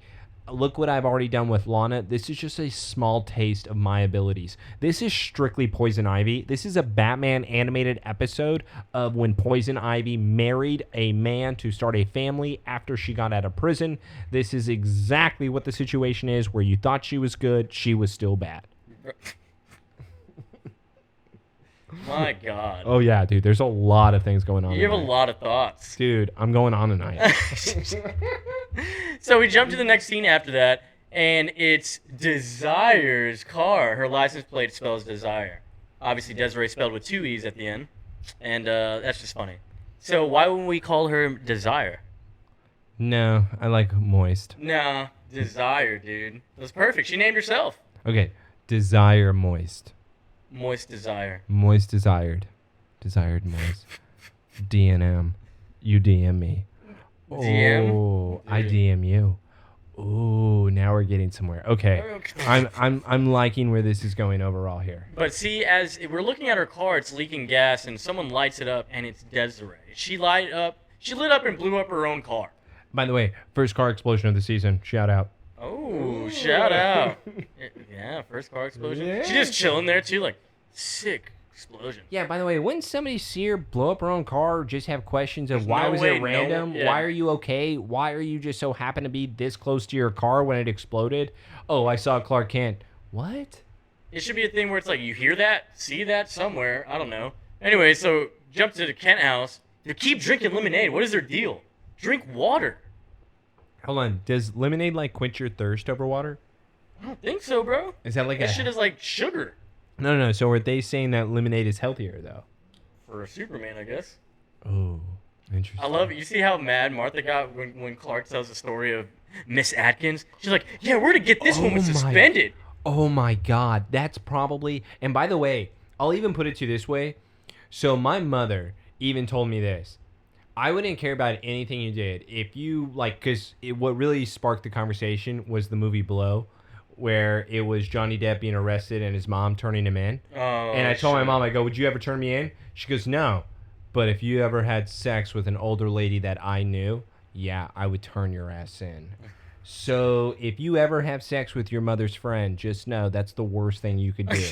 It's worse than you selling drugs for a living, killing people. If you have sex with one of her friends, you're going to hell. Seems like just Carrie's logic there. No, it doesn't sound like her. No, I think that might just be Carrie there, and probably a lot. I of just other love people. that my father was sitting right there, and he's just like, "Yeah, I wouldn't turn you in. I love you, son." Yeah, I go, yeah, thanks. Well, he's got to keep it real. That's what they did in Blow too. The dad didn't say anything. Yeah, and the never mother said anything. and the mother was evil. Yeah, what the hell? Yeah, she was just the worst person alive. I was like, what the hell, dude? And I think that's what. Wow, you got me really sad now. What do you mean? I have you really sad, dude? Him and his dad's relationship in Blow is so good. I'm sorry, I watched it and this it's morning. so sad. My God, remember when he leaves him the voicemail because he probably the last time he's going to talk to him. Well, yeah, no. What I also love is that this was where his mother would leave and get on the bus, while her son would then chase after her, but yet the dad would always stay behind. She would always come back, and he would always take her back, and he never understood why. Yeah, you want me to get into it real deep here? I've been doing it all episode long. I can keep going here because I'm getting into deep waters. Moist waters. Ooh, I love it. So we open back up to Lex, obviously talking about, I'm selling everything, man. Just give me a price. By the way, call me back. Do you want to get into this ass whooping, dude, or do you? Martha walks into Talon. Here we go. And lays it on Lex, bro. He can't even do anything. It's like when you play those fighting games with people who are really good, and they just juggle you, and you can't even hit the ground to get a move in. She immediately goes on, you know what, Lex, I thought you were different. Whenever Jonathan would be talking bad about you, I would always stand being like, you can't just use Luther as a name. You got to be able to separate the men from each other. I thought you were going to be able to be your own person.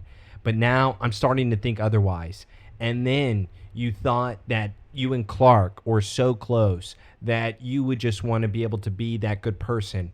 But I was wrong. I was wrong about everything. And now I think you're the biggest piece of shit I've ever seen. You have allowed my son to sit in jail. Do you really think that Clark would be capable of anything that he is being accused of? And your wife put him there. Dude, she lays it on his ass like I have never seen before. And just to let you know, he takes it. And that's what I mean by... He bent over. Joseph, he is supposed to be taking over mind control. But dude, look at his face. He is just demolished. It's like the more people talk to him, it's like making sense. I don't know. Maybe it's like breaking it out a little bit. You know? And that's the only thing that always kind of confused me. And that's what I mean to your other point earlier about the time frame on the power or whatever. It's just, dude, he was devastated. Martha just kicked his ass where he is about to cry, being like, oh my God, she was right about everything. Right, yeah. And I love the little last part she puts in there. It's like, hey, Lex, you met her and married her in a week, bro. How well could you even know her? Idiot. And also, Lex even questions it, though. Yeah. And that's what my other thing is on what type of, like, how much power is there really when it comes to it with the breath, with the kiss? How much does this poison ivy, this moist, what is she able to do? And now when I get to my next scene here, this is the bet between Joseph and I where he is about to lose dinner, ladies and gentlemen. We are going to have a topless scene with Mrs. Atkins. Topless scene. Topless scene. Here we go. And by the way, this is supposed to be for WB at what, 7 p.m., 8 p.m.? And there's just booty and toplessness in the water. Yeah, and we are at the Luther Mansion in that pool that was mentioned earlier. Topless with some bottoms. And comes out on a John Kent walking up. John is quite disturbed to see some free titties. What I love more than anything is that she even says, I expect that you came to be able to talk about Clark. I did. Now put on some damn clothes, whore. Yeah, dude. She-devil. He immediately just throws a towel at her ass, being like, I don't even want to stare at those. They're fake. Like, God. And she's like, ooh, nice throw. Oh my God. If she really said nice throw, I would have been like, okay, she deserves an award. I'm sorry about your son, Mr. Kent. I'm really sorry. And by the way, I can't believe she even tries to sell this. You should take this as a warning sign. Your son is just a seriously troubled young man. Like, what? Just lie right now. And by the way, this is how I also know that she is about to kiss him. And it's because later on in the episode at the end, I get probably my best reaction from Jonathan I've seen of all freaking time. So your son is lying, John. Joseph, I want you to keep going with this scene here. I want you to keep going because... So John obviously leaves. He's like fed up with it. Yes. And she goes, Mr. Kent, wait, please, I'm sorry. You're right about everything. And this is where Taylor's going to lose. And Jonathan... This all has to do with Lex. This is me. And so as soon as John turns around, look. I know. I don't even have to look. Look at this. Yeah. So there she is and now... she does the power on him. Yeah. She does the trick, the desire. She spits the pheromones in there. And she is breathing. And she stops John. Now, Joseph, let's watch still. She stops him and she's like, you're going to have to do something for me first. Shit! Boom! What? And she immediately grabs his face. Why does she kiss him? Immediately kisses him. Taylor was right. She kisses him. That's what I'm talking about, baby. What was the point of the kiss? What was the point of the kiss? Which is why I brought this up earlier with her power. That's so trash. She had him. I do not remember seeing that. Exactly. I must have looked away. Bro. Because it happens in 2 seconds, and yet Taylor again watched Not this even. episode. I think it's like 1 second. Yeah, it's 8 hours, baby, of watching this episode, and that's what happens. You don't miss a detail. Boom. No, you'd be forgetting a lot of shit. Can you believe that though? Because I agree with you. I thought I even put in my notes. Why did she kiss him? Because she had him. Yeah. She even says, "You're gonna have to do something for me first," which I thought was a Poison Ivy reference. Because remember, I believe in the Batman and Robin movie, she says to even the commissioner or somebody, she convinces him, and then she's like, on second thought, I don't want to kiss you. You're gross. But that's what I mean, is that happens, but yet the person is still under her persuasion. So if I'm going off of your theory, bro, she wanted to kiss Jonathan. For sure. She wanted that mouth. Farmer penis.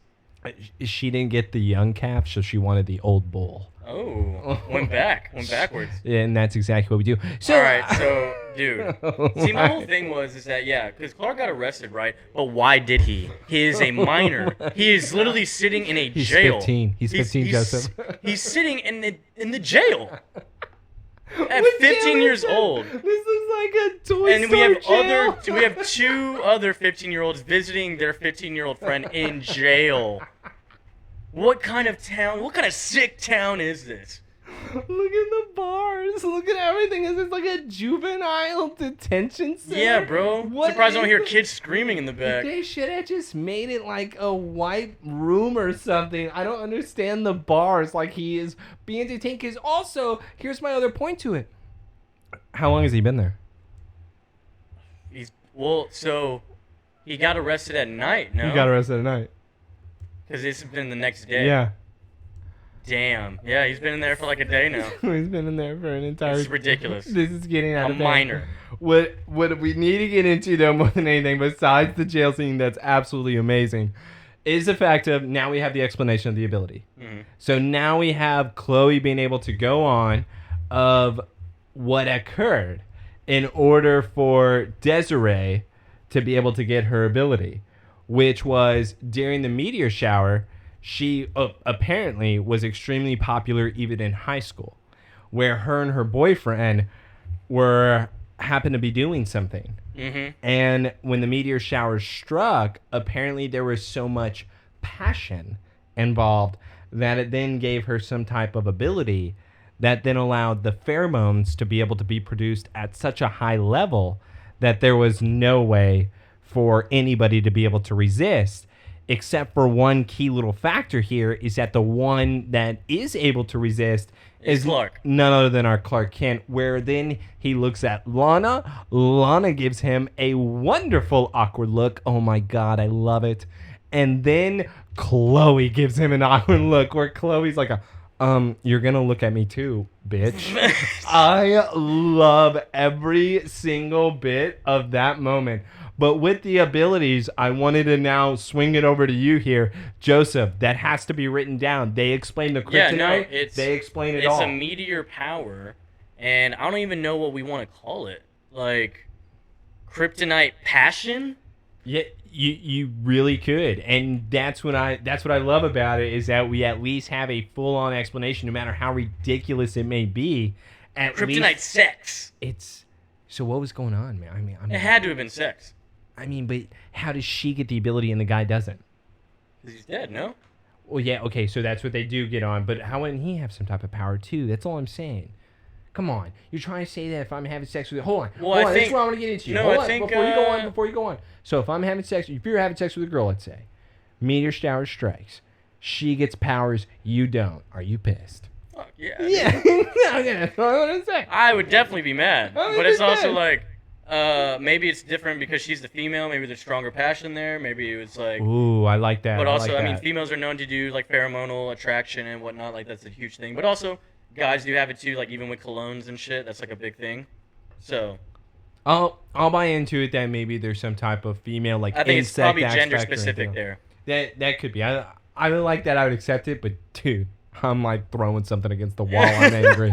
I'm so pissed. angry. I'm so pissed. Where's my power? I touched the radioactive spider too. I want to kiss John too. What? What? Wait, Pete? All of them. Whitney, he'll go across state lines, dude. Oh my God. Where are you stationed? Lines. Where are you? Yeah, Whitney, where are you stationed at? I need to go. What's your troop number? And who do we have walk in and cut the time off? Well, after my wonderful awkward look, we have the best sheriff in town, Ethan, saying, all right, girls, it's time to go, because he's in jail. Because he is in full-on prison. Yeah, and then we got to also think about how Desiree here literally went from, like, I guess, rich guy to rich guy, taking all their money. Oh, yes, good call. And then that's what Chloe's explaining to him the whole time. Just the identity, where she comes from. As soon as she ran out of money from the last husband, she now just went to Lex. Doing the same thing. So after the meteor shower, yes. To dive into it here is that she immediately married somebody that then had a fortune, where then she was a teacher, which is why I believe she moved, though. Mm-hmm. And that's where she became a teacher elsewhere. She was then married. She then convinced a high school student in order to kill then her lover or her husband at that point. Yep. Where then that person ended up in prison. And then she did it again, and now she has come back to Smallville, to where Clark finally realizes that's what she was wanting to do with me. She was wanting to convince me to kill Lex in order for her to once again get a fortune. And then that's when my awkward look happened. Because Joseph, what I cannot get over too, before we get even into the awkward look, because there's so many details here I have to touch on. Oh my God! Before we get into that awkward look. Joseph, did you hear what they said happened to all of her money? And the reason why she's having to do this to Lex? It was invested into .coms. Failed.com. Failed.coms. She spent all of her money on failed.com investments. And that is why she is broke and she needs to be able to kill Lex Luthor. She is the dumbest villain of all time. I mean, I don't want to say it, dude. It's a huge thing, women, can't handle money that well. What are you talking about? Whoa, this isn't that type of show. This is supposed to... Oh, what was that? I think I blacked out for a second. Hey, you know what I'm going to do if I'm Clark, though? I'm just going to ring that fire bell by burning it. Yeah, he burns it. And, of course, if I was Ethan at this point, I'd be like, dude, okay, you started this fire. How'd you do it? Like, I'm not going to let him go and be like, oh, dude, come on, get out of here. Come on, Clark, let's get out of here, buddy. And he immediately disappears as soon as Ethan turns around. God, I swear, everyone's biggest mistake in this town is just turning around. What if you just stared at Clark while you're, like, walking backwards? Yeah. I'm not going to let you, like, out of my sight. Keep an eye on that man if he was in there for starting fires, and the fire just started in front of my eyes. So we go to the mansion because Clark's probably on his way over here. And what?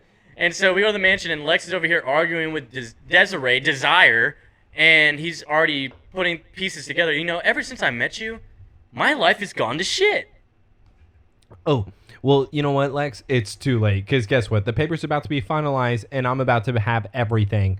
Well, Well, wait, hold on. That only works if I were to die, Desiree. So you being able to have the money, it's just not going to happen. Were you planning on killing me? No, but guess what? I convinced a farmer with the shotgun. Yeah, she opens the door, bro, and John comes in with the rifle. It's not even a shotgun. That's a rifle, shotgun. I'm sorry. It's carbine rifle. You got that repeater out there, bro. I apologize. I know I've been playing a lot of Red Dead. I should know that type of gun. So old action. Oh, he immediately. He was pumped. Cocked. I don't know. Somebody in the comment section is probably going to yell at us. I hope so. Yell at me hard. Like, yeah, moist is all we desire.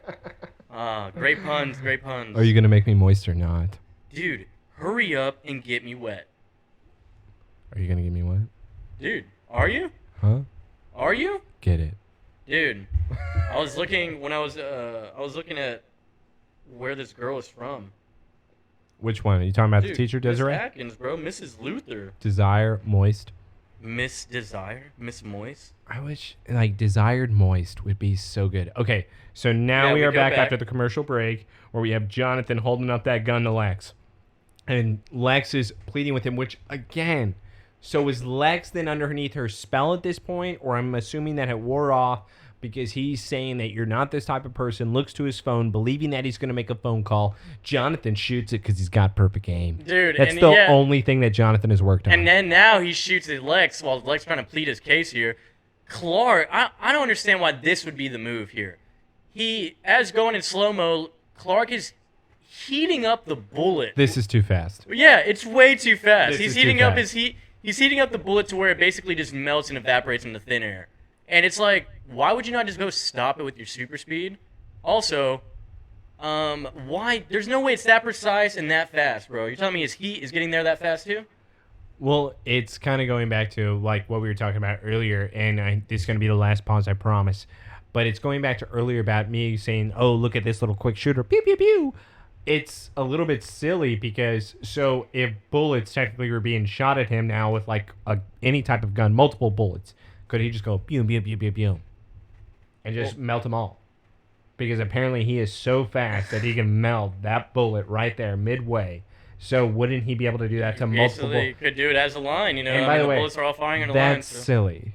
That is the silliest thing, because at least with Flash, or at least with even the moments that we've seen with Clark here, you can at least like have him touch it. You can at least have him deflect it. You can at least have him block it. You can at least have him do something. But the fact of the matter is, you have him melted in that short amount of time. There's just no way. Yeah, it's too fast. I'll agree on this one. It is too fast. All the other ones, no, I didn't agree. I love that Clark then throws his dad against the wall. No, says, this is what I love, is when Desiree sees Lex get up and Lex is like charging her. She just throws the whole cognac on his back and lights him on fire. Okay, I immediately said, I put in my notes, I go, okay, the cognac glass would not break that way, but the moment she lights him on fire, I said, this is a villain. Dude, I was like, what the hell? She literally gets the lamp lighter, whatever that is, like fire starter lighter, and just lights his back, and Lex is over here burning. My God. And what does he do? Clark does a Home Alone prank here on Desiree. And this defeats her. And heats up the doorknob, and as she tries to grab it, she holds on, she screams. And that was it for Desiree? Desiree completely is now done for the episode. Clark then throws the blanket or the curtain on top of Lex in order to put out the fire. Yep. And Lex is like, oh, my back's just steamy, but I'm good. Joseph, a burning handle just defeated Moist. Yeah.